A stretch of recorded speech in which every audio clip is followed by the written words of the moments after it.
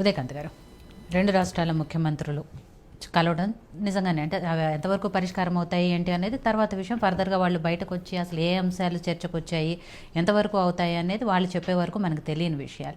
But ఇప్పటివరకు అయితే నాగార్జున గారు చెప్పినట్టు ఒక శుభ పరిణామం 2 రాష్ట్రాల ముఖ్యమంత్రులు కలవటము. అది కూడా సరే దాన్ని గురు శిష్యులను పేరు పెడతామా, సహచరులను పేరు పెడతామా ఏదో కానీ మొత్తానికి రేవంత్ రెడ్డి గారిని అలాగే చంద్రబాబు నాయుడు గారిని ఇద్దరిని పక్కపక్కగా ముఖ్యమంత్రి స్థాయిలో చూడటం అనేది చూడటానికి కూడా బాగుంది. చాలామంది అభిమానులు కన్నుల పండుగ ఉంది. ఇలాంటివన్నీ కూడా కామెంట్స్ వస్తూనే ఉన్నాయి. సరే ఏదైనా కూడా ఇద్దరు కూడా ఎంతవరకు మాట్లాడుకుంటారో, అసలు ఏం జరగబోతున్నాయి, ఏ అంశాలు చర్చకు వస్తున్నాయి అనేది చాలా వరకు కూడా మాట్లాడుకుంటే తీరిపోయే సమస్యలే ఎక్కువగా ఉన్నాయి. కాబట్టి కొన్ని మాత్రమే కొంత జటిలంగా ఉన్న సమస్యలు కాబట్టి ముందు వాటిని పరిష్కరించుకుంటే ఆటోమేటిక్గా మిగిలినవన్నీ కూడా జరిగిపోతాయి అని. అసలు షెడ్యూల్ 9, షెడ్యూల్ 10 దగ్గరే అసలు ప్రస్తావన వస్తుంది. కాబట్టి వాటికి సంబంధించి వాళ్ళు ఏమైనా చర్చకు వచ్చే అవకాశం ఉందా మీకున్న ఇన్ఫర్మేషన్ ప్రకారం? మెయిన్ విభజన చట్టంలో షెడ్యూల్ 9 and 10కి సంబంధించిన ఇష్యూనే గడిచిన 10 సంవత్సరాల నుంచి మారుతున్న 2 రాష్ట్రాల ముఖ్యమంత్రులు, అంటే అటువైపు 2 ముఖ్యమంత్రులు, 2 ముఖ్యమంత్రులు, తెలంగాణ నుంచి ఒక ముఖ్యమంత్రి. విభజన చట్టం 2014 సుమారుగా 2014లో ఫిబ్రవరి 14 మనకు గుర్తుంటే 13-14 ఫిబ్రవరి 2014లో బిల్ పాస్ చేయడం జరిగింది. బిల్ పాస్ చేసే దాంట్లో ప్రైమరీ ఆబ్జెక్టివ్ తెలంగాణ రాష్ట్రాన్ని 10 జిల్లాల కింద ఇక్కడ తెలంగాణ రాష్ట్రానికి ఇస్తూ మిగతా జిల్లాలు 17 సుమారుగా ఆంధ్రప్రదేశ్కి ఇవ్వడం జరిగింది. తెలంగాణ రాష్ట్ర ప్రజలకి నీళ్లు, నిధులు, నియామకాలలో జరిగిన ద్రోహాన్ని దృష్టి పెట్టుకొని ఆనాడు తెలంగాణ ఉద్యమం మొదలైన తర్వాత ఉద్యమానికి ప్రతీకగా తెలంగాణ రాష్ట్రాన్ని కాంగ్రెస్ పార్టీ విభజించడం జరిగింది. విభజించినప్పుడు ఏదైతే తెలంగాణ రాష్ట్రానికి 2 రాష్ట్రాలను విభజిస్తూ తెలంగాణ రాష్ట్రం బిల్ పాస్ చేసినారో, Andhra Pradesh reorganisation bill, Sheila Dikshit committee ఏదో పెట్టుకొని బిల్ పాస్ చేసినారో, దాంట్లో భాగంగా తెలంగాణ రాష్ట్రానికి, ఆంధ్ర రాష్ట్రానికి సంబంధించిన ఆస్తులు, ఉద్యోగాలు, ముఖ్యంగా నీళ్లు, ఇవే మెయిన్ ప్రైమరీ ఆబ్జెక్ట్స్ కింద మనం పరిగణలోకి తీసుకోవాల్సిన అవసరం ఉన్నది.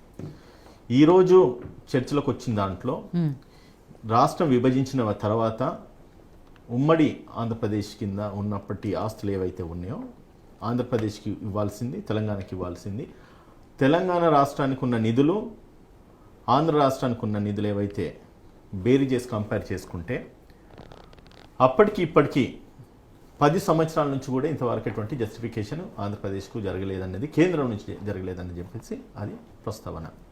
దీనికి కేంద్ర ప్రభుత్వం వైఫల్యం అని చెప్పేసి నాకు వ్యక్తిగత అభిప్రాయం. అండ్ విభజించే దాంట్లో ఇప్పుడు ప్రథమంగా అంటే ఈరోజు భేటీ గురు శిష్యుల భేటీయా లేదంటే 2 రాష్ట్రాల ముఖ్యమంత్రుల భేటీయా, అదొక శుభసూచకం అని చెప్పేసి ఆలోచించవచ్చు.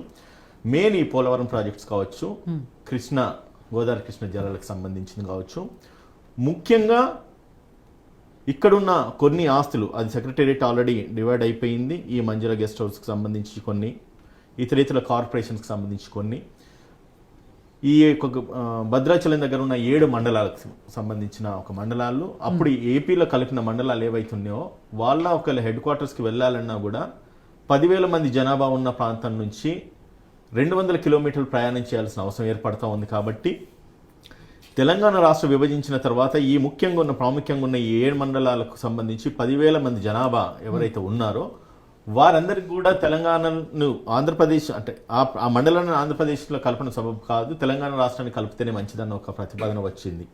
సో అందులో భాగంగా అప్పటి ముఖ్యమంత్రులు భేటీ అయినప్పటికీ సుమారుగా నాకు తెలిసి 31 times 30 సార్లు వాళ్ళు భేటీ అయినారు, ఇది కమిటీ. కానీ ఎటువంటి ఫైనల్ నిర్ణయం అయితే తీసుకోలేకపోయినారు. సో కాబట్టి అట్లీస్ట్ ఇప్పటికైనా వీటికి సంబంధించి పోలవరం ప్రాజెక్ట్స్ కావచ్చు, కృష్ణా నదులు జలాల విషయంలో కానీ, లేదంటే ఈ మేజర్ కార్పొరేషన్స్ ఏవైతే ఉన్నాయో ఆ కార్పొరేషన్స్ అన్ని కూడా సపరేట్ చేయాల్సిన అవసరం ఉన్నది. ఈ మెయిన్ మండలాలు ఏదైతే 7 మండలాలు భద్రాచలం, భద్రాద్రి కొత్తగూడెం సంబంధించిన మండలాలు ఏవైతే ఉన్నాయో వాటికి ఒక ప్రాపర్ జస్టిఫికేషన్ జరగాలన్న ఉద్దేశంతో ఈరోజు 2 రాష్ట్రాల ముఖ్యమంత్రులు కూర్చోవడం జరుగుతూ ఉన్నది. సో మనకేంటంటే తినబోచు రుచి అడగడం ఏంటనేది మన ఆనవాయితీ. అన్ఎక్స్పెక్టెడ్గా 7 గంటల డిబేట్లో కూర్చున్నాము, 6-6:30 ప్రాంతంలో 2 ముఖ్యమంత్రులు ఈరోజు చర్చలు నడిపిస్తూ ఉంటారు. ఈ డిబేట్ కొంచెం సేపు కొనసాగిస్తే మనకు వాళ్ళకి ఏం జరిగింది అనేది మనకు బయటికి క్లారిటీ వస్తుంది. ఏం జరిగింది, నిజంగా జరిగింది ఏంటిది అనేది బయటకు వస్తుంది. ఇంకొకటి, సరే నాకు పర్సనల్గా ఒక కాంగ్రెస్ పార్టీ నాయకుడిగా మా ముఖ్యమంత్రిని దగ్గర నుంచి మేము చూస్తున్న వారిగా నేనైతే ఒకటి చెప్పగలుగుతుంది ఏంటంటే, ముఖ్యమంత్రి గారిది, రేవంత్ రెడ్డి గారిది ఇచ్చే చేయ కానీ తీసుకునే చేయి కాదు. కాబట్టి గురు శిష్యుల బంధాన్ని ఈరోజు జస్టిఫై చేయబోతున్నారు.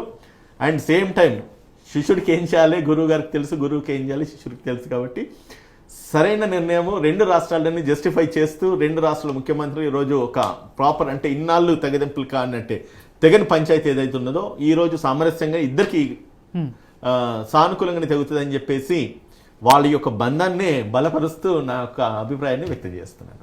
రైట్. సో శరత్ గారు